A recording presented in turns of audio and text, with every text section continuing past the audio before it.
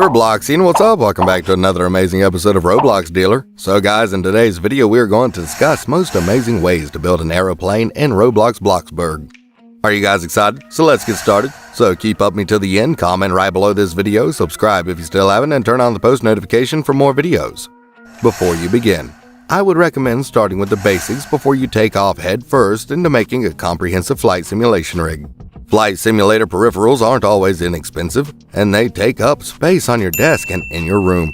Also, if you are thinking you might get more into flight simulation as you move forward, make sure that your initial investment is something you can build on instead of something you'll need to replace with better gear in the future. It starts with the stick. For many home pilots, a joystick is all you need. This goes back to controlling pitch and roll. With the keyboard, it is not fun. The joystick has been ubiquitous since the early days of arcade gaming. In the olden days, you might have a joystick with one button, and that button was usually on the base, not on the stick. Flight simulation helped push the design of joysticks to the ergonomic and amazingly super programmable models we have today. Depending on your need for realism, there are two basic types of joystick design: universal and realistic.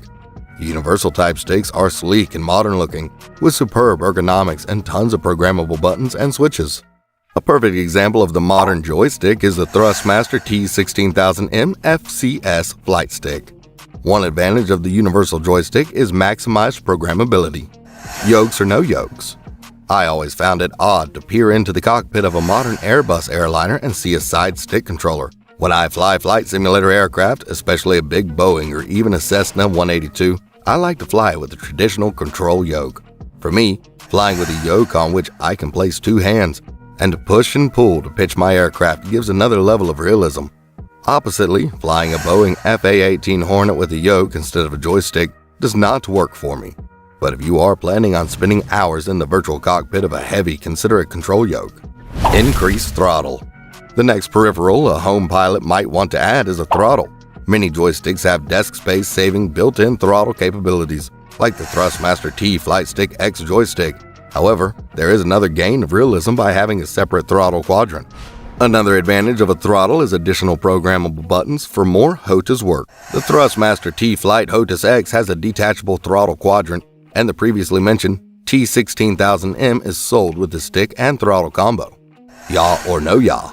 One region of flying with which I never really was satisfied in the world of flight simulation is maneuvering the aircraft in the yaw axis. In an airplane, the rudder controls yaw and the rudder is controlled by pedals. Some joysticks allow a twisting action to control yaw in the simulator, but it takes away from the realism for me. I believe the canceled Comanche helicopter had a twisting cyclic for yaw control, so maybe this is the future. Push realism. Are you a casual home pilot who likes to dabble in the world of flight simulation? Or are you logging dozens of hours every week flying around the world for a virtual airline? It is completely up to you how much realism you want to add via peripherals, and even die-hard flight sim pilots can make do with just a single joystick, while others convert entire home offices into a virtual cockpit. Screen or goggles. In the past, all at-home flight simulation was done on the screen before you. Now, multiple monitor rigs allow you to completely immerse yourself in simulation with screens dedicated to the outside view and interior control panels. The options are too numerous to mention here, but feel free to fill your room with flat screen monitors and go flying. I can't hear you. Another way to increase your immersion is through sound and speech. Speakers are great, but if you want to really feel the hum of the turbofan engines behind you, the chatter on simulator air traffic control frequencies, and not be a bother to your roommates or significant other, headsets are the way to go. Now you can crank up the engine volume, hear the landing gear horn in stereo, and if you have a boom mic, return to base following ATC vectors. So guys, this is all about today's video. Share as much as you can. That really motivates us to create more content for you guys. With this, we end our video. Hope you liked the video. Do hit the like button down there, comment down your views, and do share with more of your friends. See ya. Take care.